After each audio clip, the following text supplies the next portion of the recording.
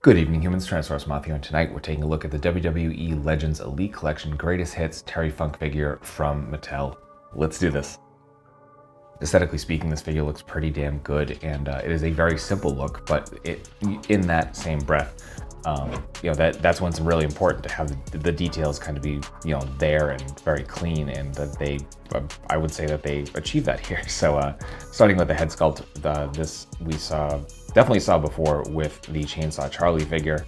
This was the alternate head, and I'm assuming we've seen this with previous Terry Funks as well. Definitely a decent likeness, and you can kind of tell from the details, I think anyway, that this is a bit of an older sculpt, so clearly this has seen some reuse, but definitely works. Nice clean details here on the face as well in terms of paint. The headband does come off, so I always like that as an addition.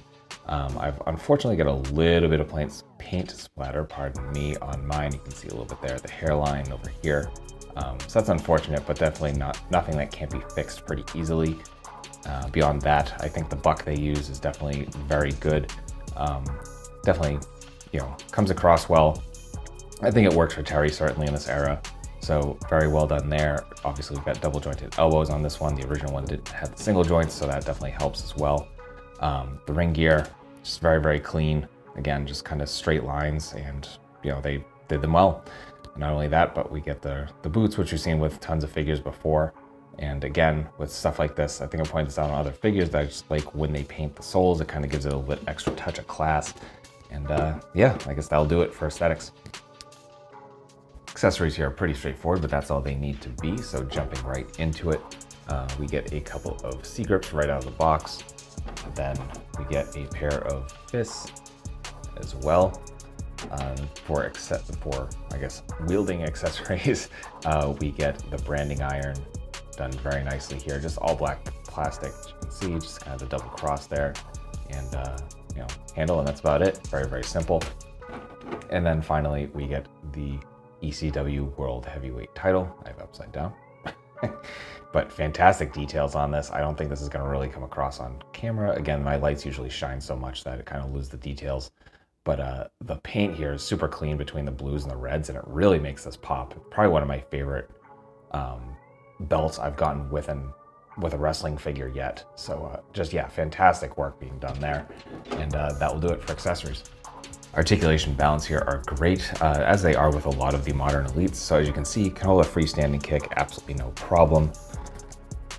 And then the head, we are on our barbell joint, so we can't really look up because of the sculpt of the hair, but it'll move there, but it's just gonna move right back.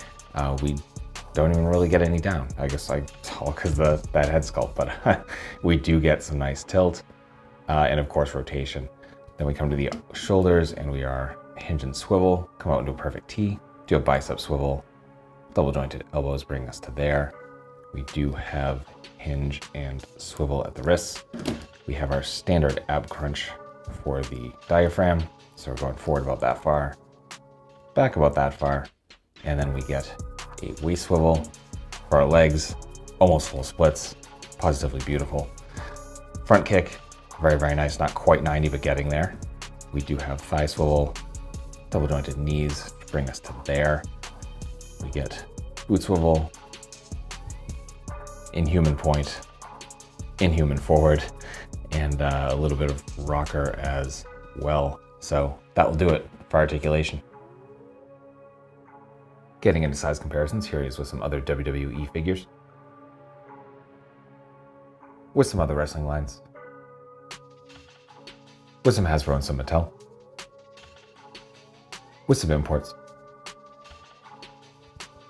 with some monsters. Finally, with an articulated icons Oni, and yours truly in human form as a Valverse Action Force figure.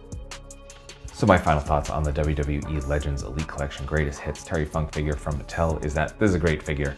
If you're a fan of Terry Funk, I absolutely recommend picking this up. And I love that Mattel is giving us these greatest hits with the Elites and the Ultimate Editions to kind of give a second chance to collectors who might have gotten into it later, like I did, certainly for wrestling figures. Plus with the updates, just extra nice. So highly recommend it. This is a Target exclusive, as the Legends versions of the Elite collection are. Unfortunately, I never saw any display for these at all, around me anyway, here in the Northeast, and I found that strange. This is the one I wanted, and I just happened to find it misplaced over by the NECA figures somehow, and just kind of took that as a good sign and bought it immediately. But yeah, beyond that, I've never seen these on shelves. They were online briefly, I think, and I have seen people post pictures where there were entire like end caps with them. So I wish you the best of luck in finding it if you haven't already, and you know, if you have to turn to the secondary market, my fingers are crossed for you as well. So I wish you the best of luck. And beyond that, I just hope that you found this review informative and so entertaining. And if that was the case, then I hope to see you back here, because I do multiple reviews a week of action figures related to tokusatsu, dinosaurs, monsters, pro wrestling, of course, and more. So if any of that appeals to you, if multiple things there appeal to you, come on back, let's have some more fun. But yeah, at the end of the day, I just hope you're well. I hope that all of your toy dreams come true. And most importantly, I hope that you and yours stay weird, simians.